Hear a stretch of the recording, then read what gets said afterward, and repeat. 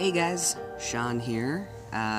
Just thought I would take the time to update you on a couple of things that have recently been going on in my world. If you haven't seen it yet, or heard about it, or read it, there is actually a 3-part segment on the local news where I'm from on what it means to be transgender in the Northland. I was lucky enough to be able to participate in this news story. A local reporter had expressed interest in doing one just to create awareness and education for the public around here on what exactly it is to be transgender and what that means for the city we live in to have a trans community. So this reporter, Dan Hanger, reached out to me and asked if I'd be interested in doing this story. He told me that he was really trying to create awareness and educating not only himself but other people on what it means to be trans.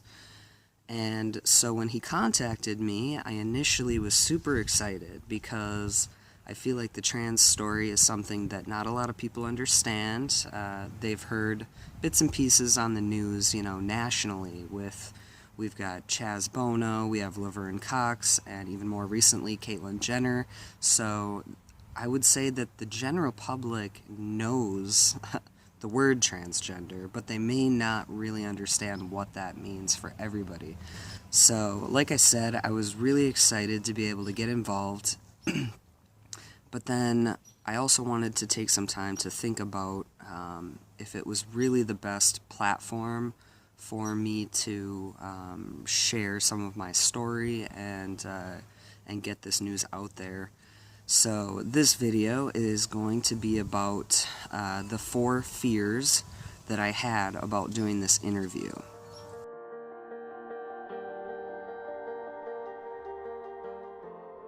Number 1, my number 1 fear was being able to tell the story the right way.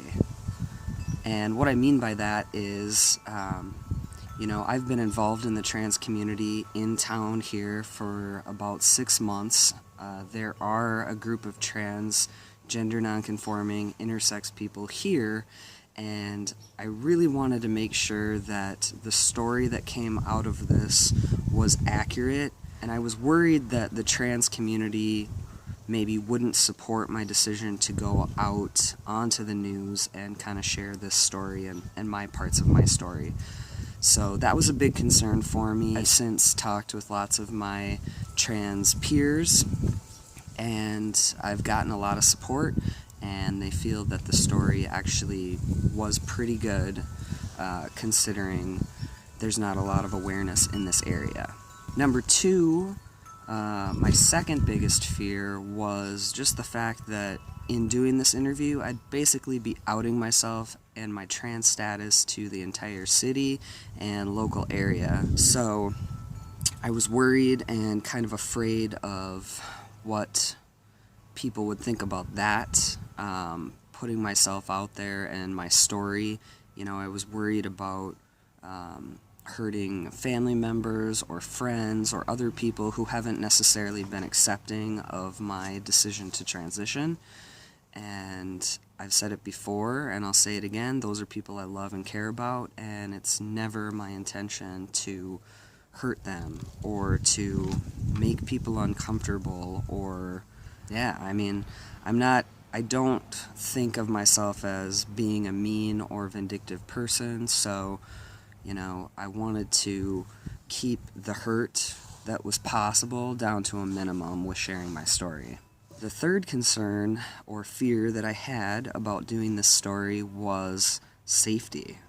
That's a huge concern. I had quite a few peers kind of talk to me about that and wanted me to consider not doing the story because there is such a high rate of violence against transgender people right now.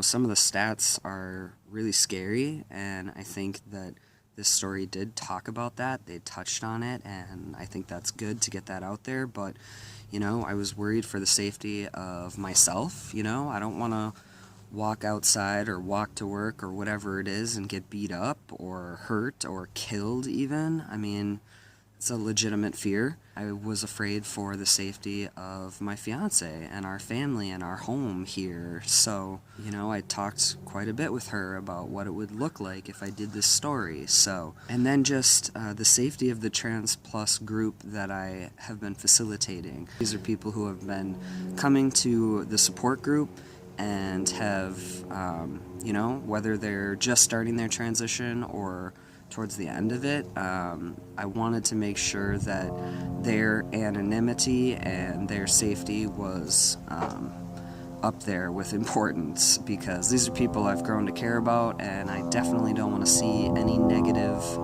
side effects for them because of my decision to do the story. And then the last fear that I had was that people would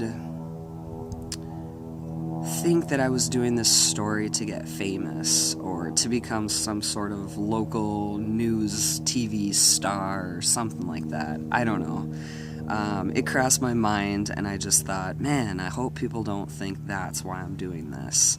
With all the other fears I've gone through on this video, talking about, getting the story right, not trying to hurt the people that I love that aren't necessarily accepting, keeping safety at the forefront of our minds.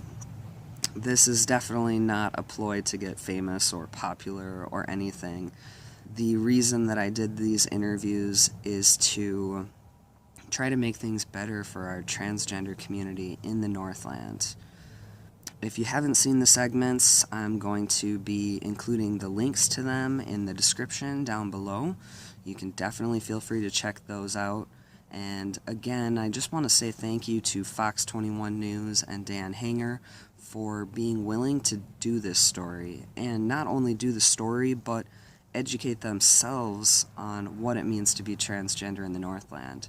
So thanks to those guys, everybody over there. I really am happy and pleased and encouraged with how the stories turned out. And there are always negative comments. They say never read the comments, and I like to just be aware of what's going on. So there have been negative comments made, which is okay. I don't care if you don't accept the transgender community. What I care about is that we are able to get the correct medical care.